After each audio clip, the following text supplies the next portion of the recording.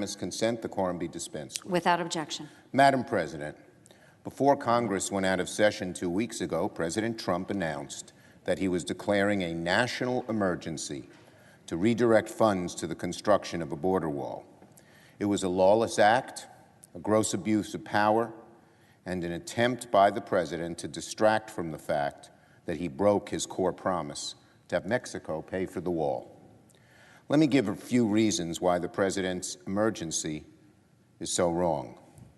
First, there's no evidence of an emergency at the border. Illegal border crossings have been declining for 20 years.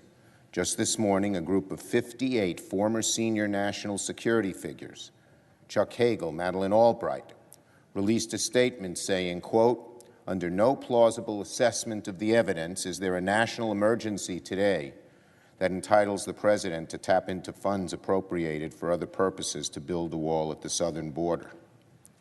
And I ask unanimous consent that their full statement be read into the record at this point. Without it's objection. right here. Even the President himself, who's now declaring an emergency, halfway through his meandering speech proclaiming the emergency, said, quote, "I didn't need to do this, but I'd rather do it, build the wall much faster." If there was ever a statement that says this is not an emergency, that's it. He said he didn't need to do this.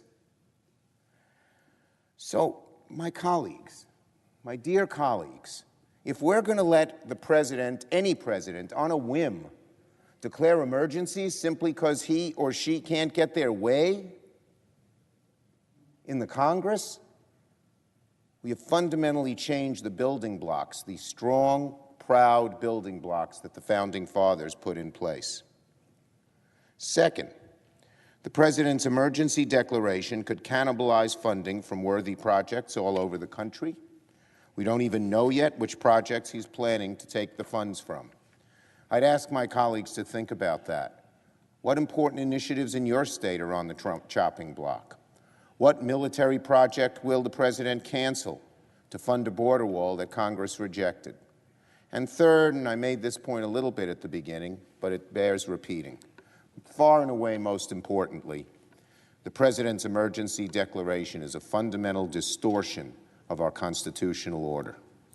The Constitution gives Congress the power of the purse, not the President. And congressional intent on the border wall is clear. The President's wall has been before Congress several times, and not once has it garnered enough votes to merit consideration. In some cases, it missed Republican votes. The President says, well, it was just the Democrats that blocked it. That's not true. There were Republican votes when the wall was on the floor voting no as well. As Justice Jackson famously observed, great New Yorker Justice Jackson, by the way, from Jamestown, New York, the President's legal authority in the realm of emergencies is at its very weakest when it goes against the expressed will of the Congress. In case the will of the Congress wasn't already clear, soon it will be made so.